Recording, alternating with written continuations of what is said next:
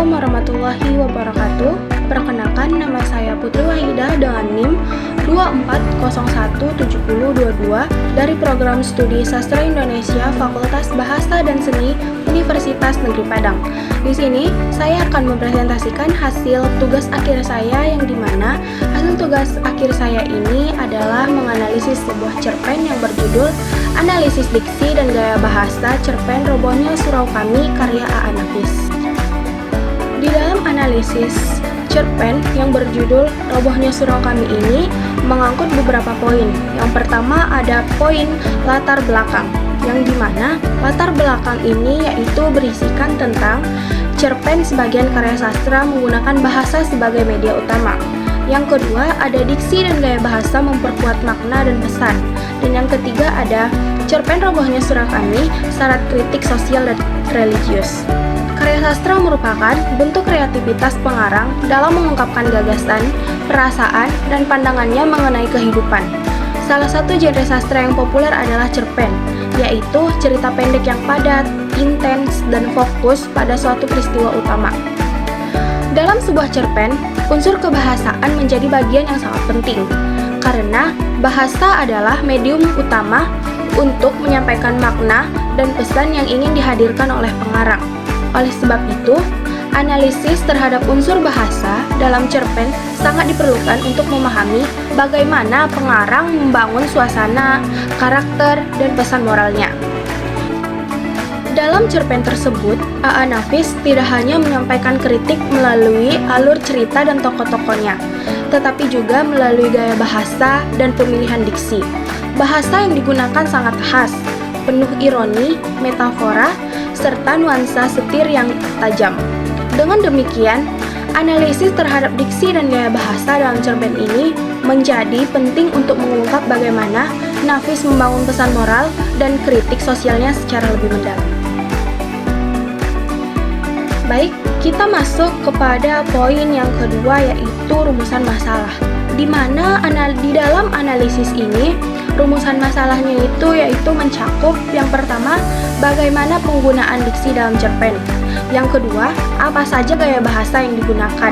Yang ketiga, apa fungsi diksi dan gaya bahasa dalam cerita. Baik, kita masuk pada poin yang ketiga, yaitu tujuan penelitian. Di mana tujuan dalam analisis ini adalah yang pertama, mendeskripsikan penggunaan diksi, yang kedua, mengidentifikasi gaya bahasa, yang ketiga, menjelaskan fungsi bahasa dalam membangun makna. Baik, kita masuk ke dalam poin yang selanjutnya, yaitu landasan teori. Di mana di dalam analisis ini, landasan teori kita akan membahas beberapa poin.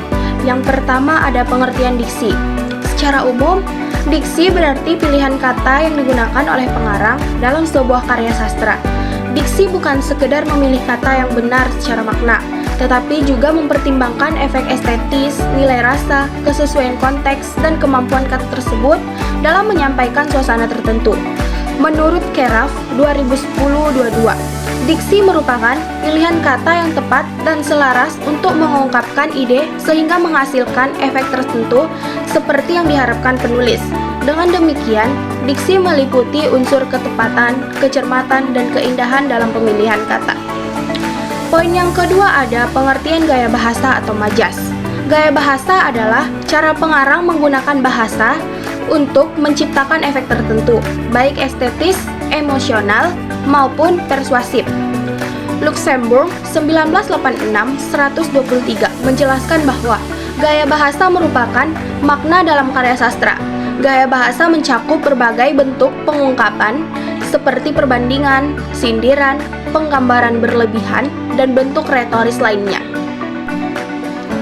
Poin selanjutnya yaitu ada jenis-jenis majas. Ada banyak jenis majas dalam sastra. Beberapa yang relevan dengan cerpen Robohnya Surau Kami antara lain yaitu yang pertama ada metafora, perbandingan secara langsung tanpa kata pembanding. Yang kedua ada simile, perbandingan menggunakan seperti, bagaikan, dan laksana. Yang ketiga ada hiperbola, pengguna ungkapan secara berlebihan.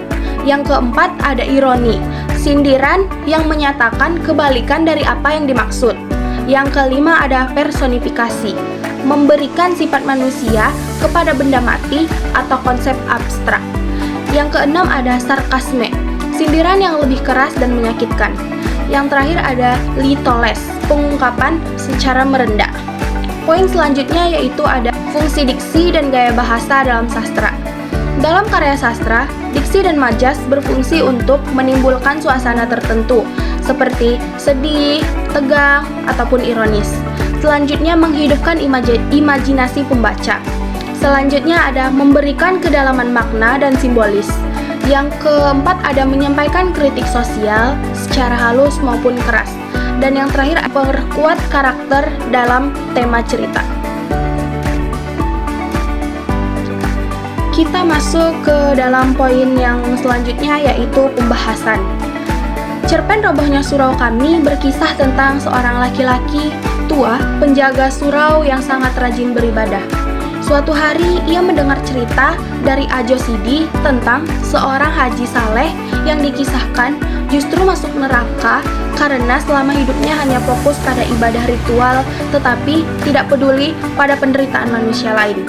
Cerita itu membuat tokoh tua tersebut terpukul hingga akhirnya bunuh diri. Cerpen ini syarat ironi mengenai praktik keberagaman masyarakat. Kita akan membahas beberapa poin dalam pembahasan ini. Yang pertama ada analisis diksi dalam cerpen. Yang pertama ada diksi religius. Napis banyak menggunakan istilah yang berkaitan dengan agama, seperti surau, ibarat, tobat, amal, neraka, dan haji. Penggunaan diksi ini sesuai dengan tema utama cerpen dan memberikan suasana religius yang kuat. Yang kedua ada diksi satir. Contohnya yaitu, ia begitu saleh hingga tak sempat peduli pada orang yang kelaparan.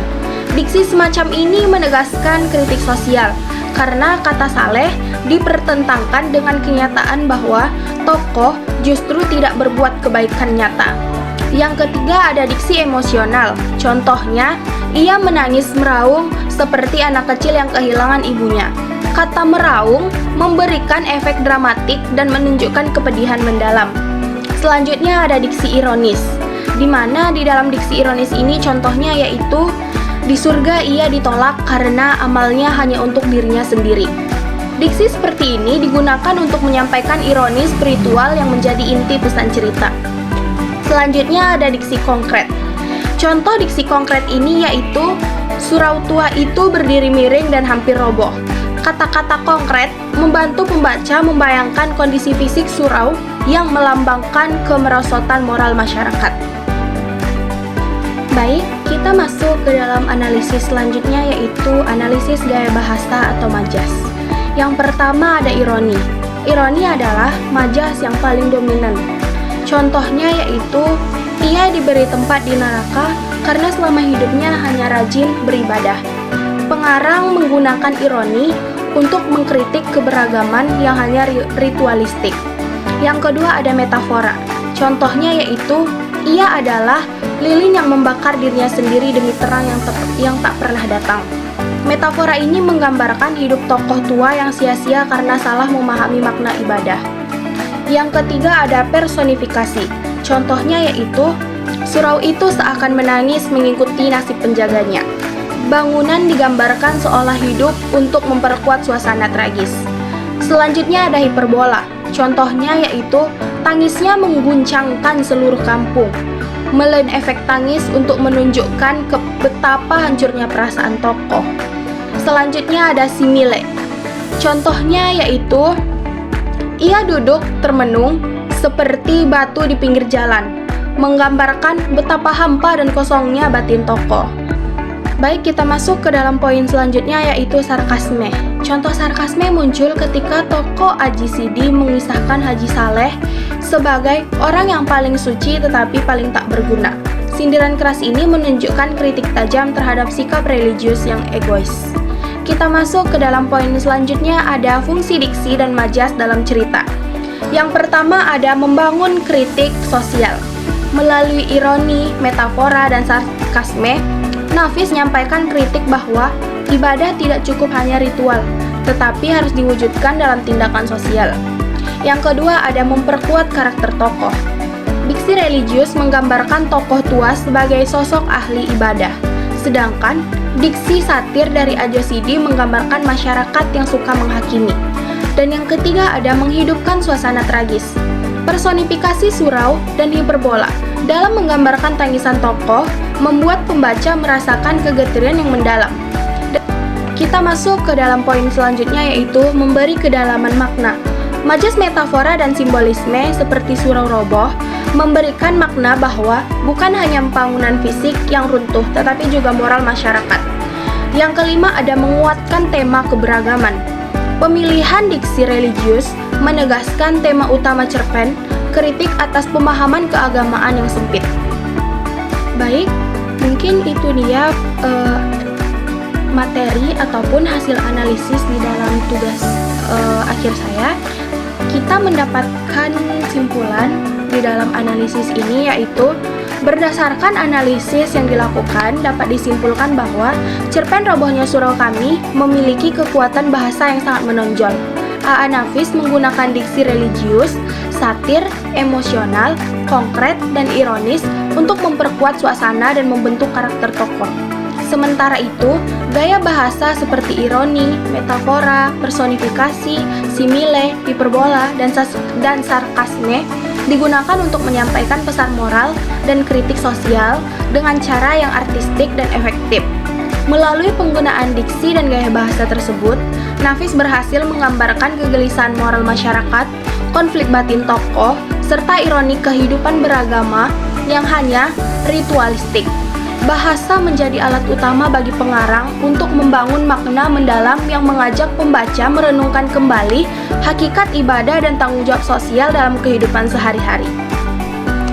Mungkin cukup sekian pemaparan materi dari saya, yang dimana pemaparan materi saya itu adalah sebuah analisis cerpen yang berjudul Robohnya Surau Kami karya A.A. Nafis. Jika ada kesalahan, saya memohon maaf kepada Allah, saya meminta ampun. Saya Putri Wahidah dengan NIM 24017022 pamit undur diri. Assalamualaikum warahmatullahi wabarakatuh.